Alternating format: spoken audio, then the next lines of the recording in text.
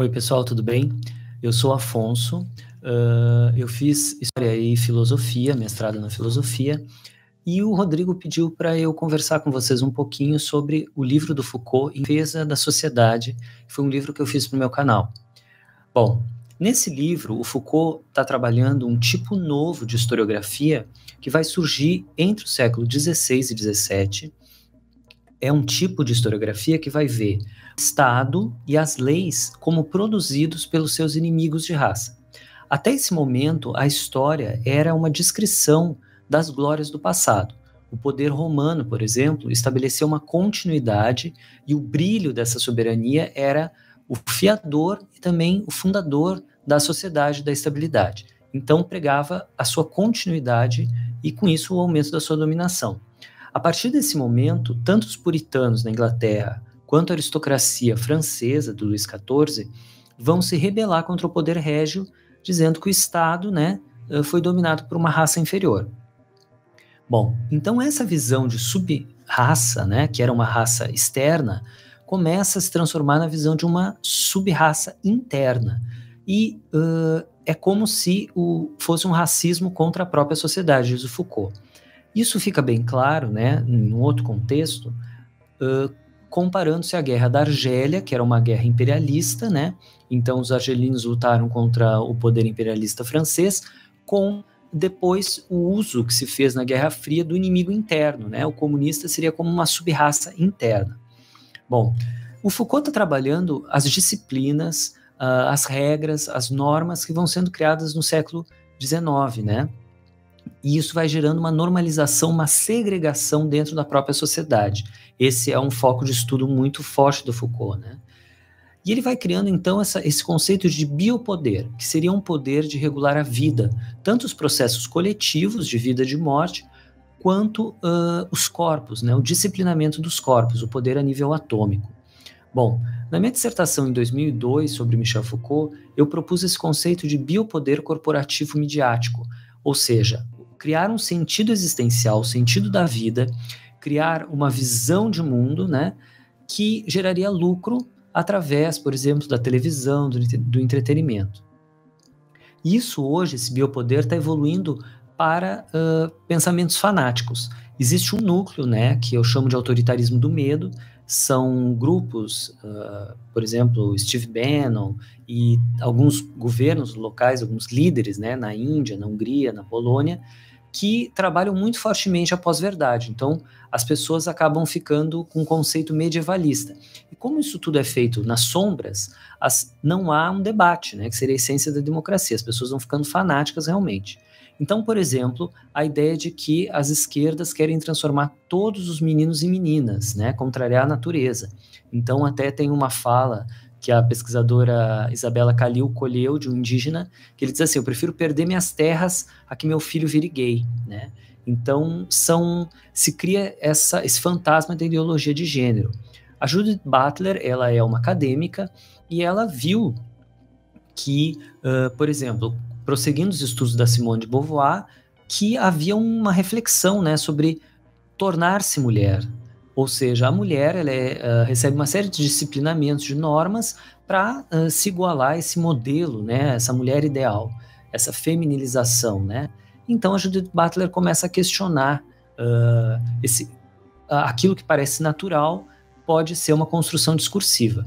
Mas eu acho que a Judith Butler também, como todos os acadêmicos, pode ser questionado, podem surgir outros discursos que expliquem melhor essa realidade. Ela é muito importante porque ela abre essa questão do pensamento queer, ou seja, são pessoas que não se enquadram em normas binárias, de homem e mulher, que transitam entre orientações sexuais, entre gêneros, E isso tudo é muito positivo, mas também eu acho que a gente tem que talvez pensar, por exemplo, se não precisamos usar uma estratégia de comunicação que fale na própria natureza, na repressão do desejo natural por esses discursos fanáticos medievalistas. Por exemplo, é só um exemplo. Bom, essas sociedades começam a dividir a humanidade entre ser e não ser. E isso pode ser feito tanto pelo militarismo religioso, quanto pela democracia da miséria, como eu chamo, que é a bancopolítica, o próprio neoliberalismo. Então, isso tem a ver com Foucault quando ele trabalha essas continuidades entre o fascismo e a democracia, o que a gente chama de democracia.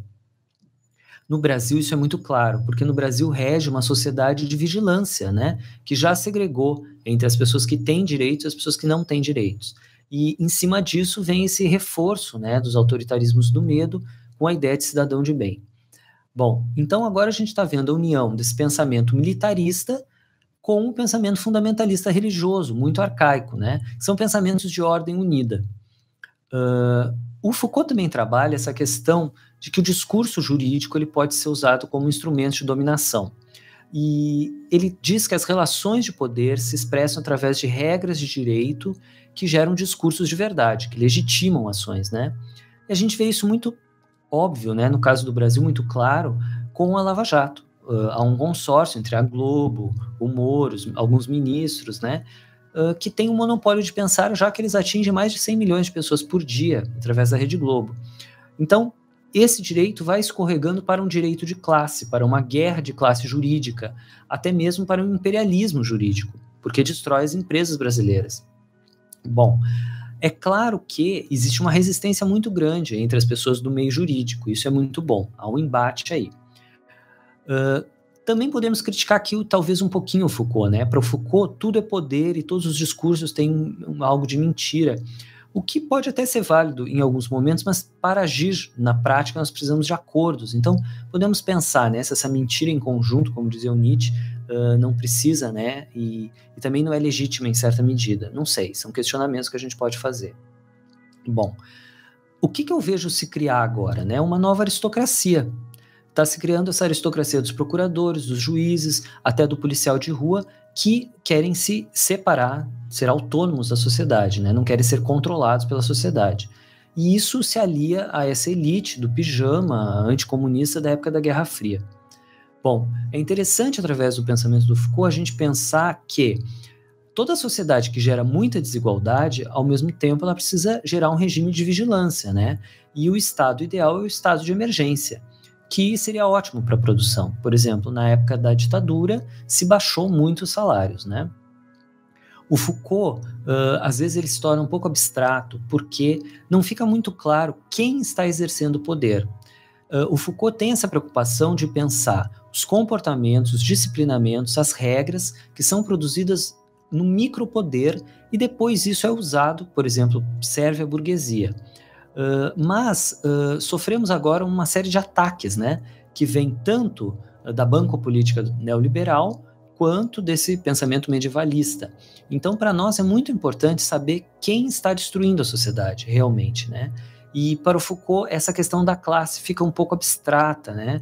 Ele não gosta desses conceitos que às vezes parecem que já vêm prontos, né? Agora a gente pode perguntar para o Foucault se seria possível pensar sem hipóteses. É claro que nós temos que saber que as hipóteses elas sempre têm que ser reavaliadas, né, e sempre se renovar porque a realidade está em constante mudança. Bom, recentemente a nossa ministra Damares foi numa cúpula de demografia na Hungria e basicamente a raça branca tem que se procriar e quem está impossibilitando a ocupação do mundo pela raça branca são os LGBT e as feministas que estão atrapalhando a família e são responsáveis por toda a degeneração moral, desde a violência policial até o racismo. Esse é o pensamento que está sendo implantado nas pessoas. Então, todas aquelas pessoas que defendem a liberdade têm que se posicionar, principalmente a gente tem que tentar chegar naquelas pessoas que não tiveram oportunidade de ver dois pensamentos, né? De ver a contradição. Nós vamos ter que ampliar a nossa democracia combatendo todas essas mentiras. Então o Foucault ele é muito atual e seu trabalho é muito rico, pode ser criticado em alguns aspectos, mas ele nos faz pensar, né, sobre essa sociedade totalmente vigiada e agora ressurge essa ideia de guerra de raças mesmo, né, que é estruturante do Brasil, porque o racismo é estruturante no Brasil, mas nos faz refletir e combater todos os pensamentos errôneos. Eu espero que vocês gostem e deixem seus comentários. Agradeço ao Rodrigo e ao canal Mais DH. Muito obrigado. Até a próxima.